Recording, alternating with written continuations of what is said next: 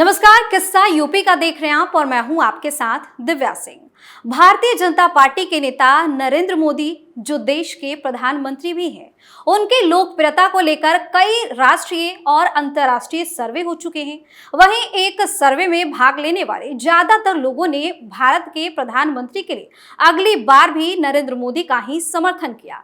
लेकिन पीएम मोदी के उत्तराधिकारी को लेकर जब सर्वे हुआ कि आखिर इनका उत्तराधिकारी कौन हो सकता है, तो एक नाम ऐसा सामने आया जो सबसे ज्यादा आप कह सकते हैं कि डिमांड में था। आपको बता दें कि ये कोई और नहीं बल्कि यूपी के सीएम योगी आदित्यनाथ है। इसी मुद्दे पर आज हम चर्चा करेंगे। हमारे साथ स्टूडियो में मौजूद हैं कैपिटल टीवी के एग्जीक्यूटिव एडिटर राजीव जी। राजीव जी, बहुत बहुत स्वागत है। धन्यवाद। सबसे पहला सवाल तो यही हो जाता है कि अगर उत्तराधिकारी के रूप में देखें पीएम मोदी के, तो सबसे ज्यादा अगर डिमांड में कोई नाम है तो वो उत्तर प्रदेश के सीएम हैं योगी आदित्यनाथ। बिल्कुल।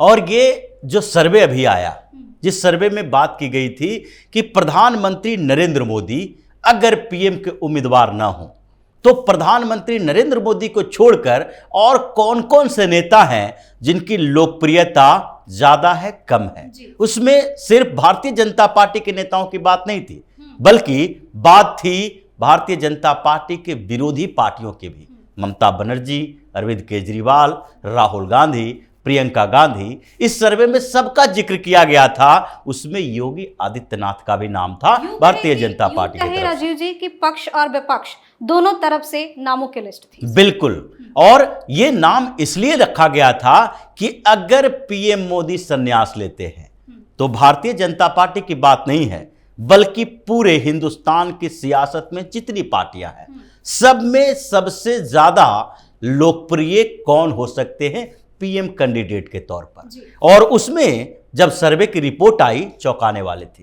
क्योंकि भारतीय जनता पार्टी में कई नेता हैं, लेकिन सबसे ज्यादा जो लोग पसंद कर रहे हैं अभी वो योगी आदित्यनाथ को पसंद कर रहे हैं। और उनके पक्ष में 57% लोगों ने, ये बड़ा आंकड़ा है, 50% से ज्यादा 57% लोगों ने कहा कि अगला पीएम योगी आदित्यनाथ को होना चाहिए जी। और इसीलिए इस बात की चर्चा भारतीय जनता पार्टी के अंदर भी हो रही है कि आखिरकार ऐसा तो है नहीं कि हमेशा प्रधानमंत्री नरेंद्र मोदी तारनहार बने रहेंगे, वो राजनीति में लगातार रहेंगे। क्योंकि भारतीय जनता पार्टी में जब पीएम मोदी आए, यानी कि गुजरात के सीएम, उसके बाद पीएम उम्मीदवार और फिर प्रधानमंत्री बने, लेकिन इस दौर में जब वो प्रधानमंत्री बने तो कई ऐसे सुधार किए जो देश के लिए भी और राजनीतिक पार्टियों के लिए भी नजीर बना है। भारतीय जनता पार्टी के अंदर भी यही बात देखने को मिली जब उन्होंने कहा कि एक उम्र होनी चाहिए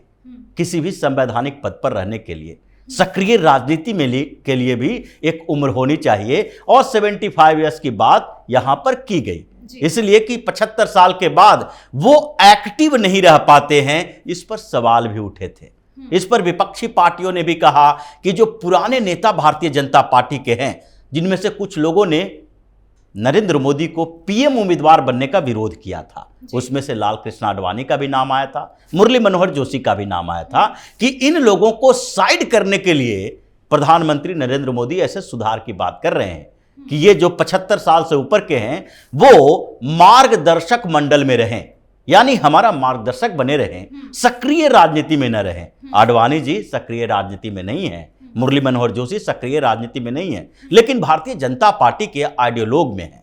भारतीय जनता पार्टी को किसी भी तरीके की सलाह की जरूरत होगी तो इन लोगों से सलाह लेगी।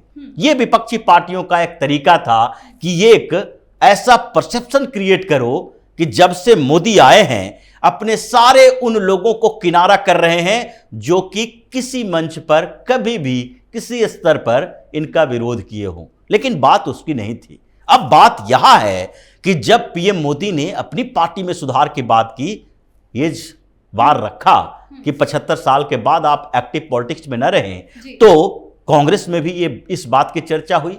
और जब उदयपुर कन्वेंशन हुआ था कांग्रेस का, तो उस समय उस शिविर में बातचीत चली कि कैसे युवाओं को प्रमोट किया जा सकता है। और उस दौरान इन लोगों ने भी ये बात कही कि परिवारवाद जो कि एक बड़ा मुद्दा है राजनीति के लिए, भारतीय राजनीति के लिए, और जिसके ऊपर भारतीय जनता पार्टी आक्रामक होती है।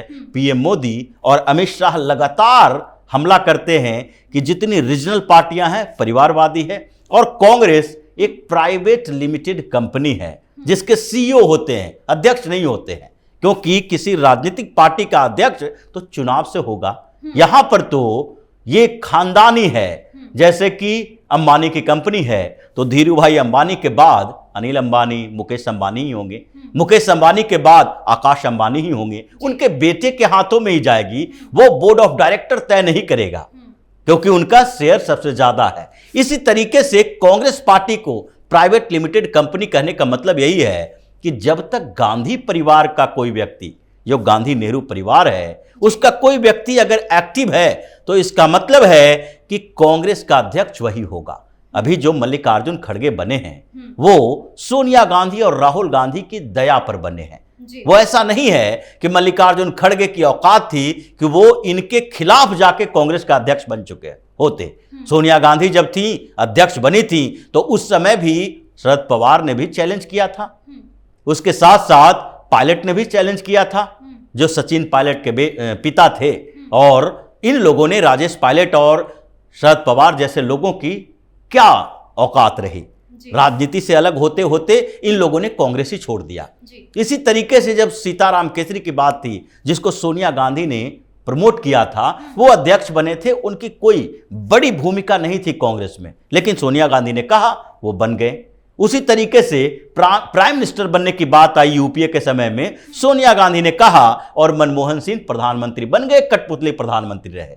तो इन चीजों को रोकने के लिए कि भाजपा के उस अटैक को कैसे हम उसका सामना कर सकते हैं, इसलिए कांग्रेस ने भी कहा कि यूथ को प्रमोट करेंगे, 75 साल की उम्र सीमा तय करेंगे। लेकिन कंफ्यूजन इस बात की थी कि अभी अगर 75 साल की उम्र सीमा तय करते हैं तो कांग्रेस के कई बड़े नेता छोड़ देंगे पार्टी, चले जाएंगे बाहर, या यूं कहे कि इस लिस्ट से बाहर हो जाएंगे, इस लिस्ट से बाहर हो जाएंगे। जैसे मल्लिकार्जुन खड़गे 80 साल से ऊपर के, 82-83 साल के हो चुके हैं, उनको अध्यक्ष बनाया गया है क्योंकि सोनिया गांधी, राहुल गांधी चाहते हैं कि वो अध्यक्ष बने।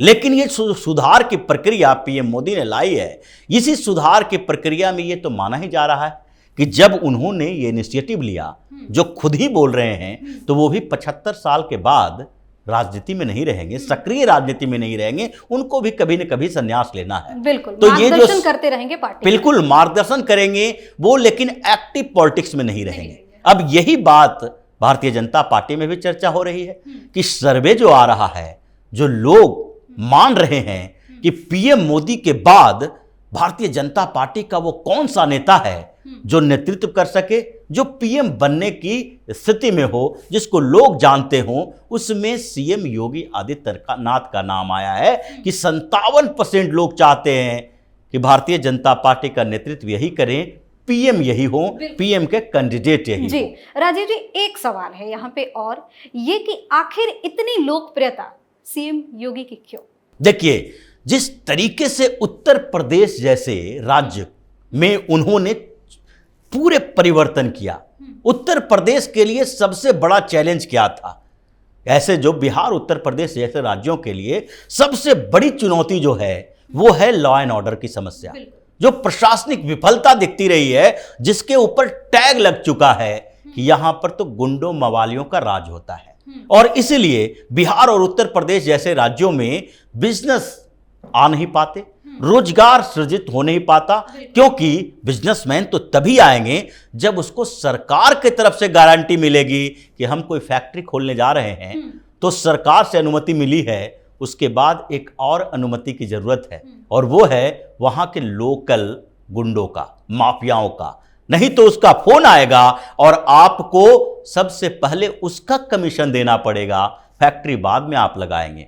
ये जो परिस्थितियां थी उत्तर प्रदेश के लिए, ये योगी आदित्यनाथ के सीएम बनने के बाद जिस तरीके से बदली है, माफियाओं के खिलाफ जो आक्रामक हुए हैं, चाहे इनकाउंटर ही करना पड़े, जेल भेजना पड़े, लेकिन सबको उन्होंने सबक सिखाया, चाहे अतीक अहमद हो, मुख्तार अंसारी हो, त्यागी हो या फिर विकास दुबे हो, कोई भी हो, ये तो आरोप लग रहा है कि ये सिर्फ मुसलमान माफियाओं के खिलाफ एक्शन लेते हैं, लेकिन वास्तविकता तो यही है कि विकास दुबे मुसलमान नहीं था, वो सुंदर भाटी मुसलमान नहीं है, लेकिन उन लोगों के खिलाफ भी कार्रवाई हुई। हर क्षेत्र में जो एक एक एरिया के डॉन बने फिरते थे वो आज त्राहिमाम कर रहे हैं। बिल्कुल, सबकी कमर तोड़ने की काम सीएम योगी ने की है। और एक बात और यहाँ पे शायद इसी वजह से देखने को ये भी मिल रही है राजीव जी, कि अब बिहार जैसे अगर स्टेट की बात करते हैं तो लगातार वहां भी ये मांग उठती है कि यहाँ भी सीएम योगी की तरह ही। ये बिहार की बात नहीं है। हाँ। ये अगर देखा जाए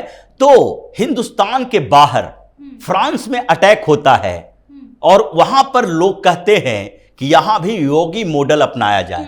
ये कौन सा मॉडल है? ये वही मॉडल है, अगर कोई हिंसा होगी, उत्पात होगा, तो फिर सीएम योगी आदित्यनाथ वहां पर बुलडोजर लेके पहुंचेंगे। सीसीटीवी फुटेज से उन लोगों की पहचान की जाएगी, पोस्टर छपवाए जाएंगे और जो लोग उसको पहचानने के बावजूद पुलिस को इन्फॉर्म नहीं करते हैं उसके खिलाफ भी कार्रवाई होगी। जितने दंगे हुए, जो दंगे का मतलब सांप्रदायिक दंगे की बात नहीं है, क्योंकि सांप्रदायिक दंगे तो इनके समय में हुआ ही नहीं। वो जो दंगे हुए ये कुछ मुस्लिम संगठनों ने, चाहे सीए के खिलाफ, एनआरसी के खिलाफ हंगामा खड़ा किया, या फिर नुपुर शर्मा के विवाद के समय में इन लोगों ने हंगामा किया, कानपुर में दंगे किए, लेकिन हर समय योगी आदित्यनाथ ने बेहतर तरीके से अपनी एडमिनिस्ट्रेटिव पावर का इस्तेमाल किया और प्रशासनिक क्षमता दिखाए। ये एक बड़ी बात है जिसके कारण लोग योगी के मुरीद हो चुके हैं। दूसरी बात यह भी है कि इन्होंने भी पीएम मोदी की तरह अपने आंतरिक तरीकों को नहीं बदला। यानी कि जो आजकल सेकुलरिज्म की बात होती है, सो कॉल्ड सेकुलर पार्टियां कहती है कि भाई अगर आप संवैधानिक पद पर हैं तो आप अपने धर्म का प्रदर्शन नहीं कर सकते। सीएम योगी ने भी वही किया जैसे पीएम मोदी करते हैं। पीएम मोदी कहते हैं कि भाई हम जो संवैधानिक पद पर बैठे हैं तो हम अपने अंदर से जो फीलिंग है उसको कैसे मिटा दें। इसीलिए संसद भवन का उद्घाटन होता है, वहां पर मुस्लिम भी आते हैं, उनके स्तर पर भी पूजा पद्धति जो भी है, क्रिश्चियनिटी का है, यहूदी का है, सबका होता है, लेकिन पीएम मोदी तो हिंदू रीति रिवाज ही अपनाएंगे। क्या वो आंख बंद करके नमाज पढ़ सकते हैं? वो तो गायत्री मंत्र ही पढ़ेंगे। तो इसलिए कभी भी उनको इस बात की समस्या नहीं होती है कि धर्म का प्रदर्शन न करें, और योगी भी यही करते हैं, धर्म का प्रदर्शन करते हैं। जब भी उनसे सवाल किया गया उन्होंने कहा कि हम हिंदू हैं तो हिंदू ही रहेंगे, हम दूसरे का विरोध नहीं कर रहे हैं, दूसरे को क्रिटिसाइज नहीं कर रहे हैं, लेकिन हम अपने धर्म का प्रदर्शन करेंगे क्योंकि हमारे अंदर तो ओम ही विराजमान है, अल्लाह नहीं हो सकता। तो ये जो कुछ खूबियां हैं योगी आदित्यनाथ की, जो निष्पक्ष निष्कपट तरीके से पूरी बात रख देते हैं, स्पष्टता है और एडमिनिस्ट्रेटिव पावर है, क्षमता है, वो एबिलिटी है जो लोगों को इतना भा गया है कि अब वो चाहते हैं कि पीएम मोदी के बाद अगर कोई उनका उत्तराधिकारी हो तो योगी आदित्यनाथ ही हो। और इसलिए उत्तर प्रदेश के सीएम का रेस जब चल रहा था 2017 के चुनाव के बाद, तो कई लोगों का नाम आया था, सिद्धार्थ सिंह का भी नाम आया था। यहां पर उत्तर प्रदेश के जैसे पहले मुख्यमंत्री रह चुके हैं राजनाथ सिंह, उनका भी नाम आया था। लेकिन जब भारतीय जनता पार्टी के अंदर चर्चा हुई कि देखो एक बार जीत गए हैं तो उसके बाद क्या होगा, अब मायावती, अखिलेश यादव, कांग्रेस सब इकट्ठा होंगे, अब उसका जवाब देने के लिए एक ऐसा लीडर चाहिए जो हर मंच पर इन लोगों को इस स्तर पर कमजोर कर दे कि ये फिर जमीन पर जाना भूल जाएं। योगी आदित्यनाथ का नाम आया और उन्होंने करिश्मा करके दिखाया। 2022 के चुनाव में, 2019 के लोकसभा चुनाव में भारतीय जनता पार्टी जो उत्तर प्रदेश में 80 लोकसभा की सीटें हैं उस पर परफॉर्मेंस देखिए, 2022 में इतिहास रचा। तो इसलिए भारतीय जनता पार्टी के अंदर भी इस बात को लेकर पूरी चर्चा है कि पीएम मोदी का उत्तराधिकारी अगर किसी को बनाया जाएगा तो योगी आदित्यनाथ को बनाया जाएगा। संघ के तरफ से भी ये कहा जा रहा है कि योगी आदित्यनाथ ही उत्तराधिकारी हो सकते हैं। मतलब पूरी पृष्ठभूमि तैयार है, अब सिर्फ इंतजार ये है कि जब पीएम मोदी अपने स्तर से, अपने तरीके से संन्यास की घोषणा करेंगे, उसके बाद योगी आगे आएंगे और वो पीएम के उम्मीदवार बनेंगे। तमाम जानकारी के लिए बहुत बहुत धन्यवाद आपका। धन्यवाद। तो देखा आपने कि कैसे पीएम मोदी के उत्तराधिकारी के रूप में अगर सबसे ज्यादा कोई नाम चर्चा में है तो वो है सीएम योगी आदित्यनाथ का। हालांकि अगर देखा जाए तो बीजेपी के जो तमाम नेता और कार्यकर्ता हैं उनका भी यही मानना है कि अगर पीएम मोदी के बाद कोई इस पद के लिए जबरदस्त आप कह सकते हैं कि दावेदार है तो वो है सीएम योगी आदित्यनाथ ही। हालांकि इस बात की हरी झंडी तो खुद पीएम मोदी की तरफ से भी दी गई है। फिलहाल के लिए किस्सा यूपी का मैं इतना ही। देखते रहिए कैपिटल टीवी उत्तर प्रदेश। नमस्कार।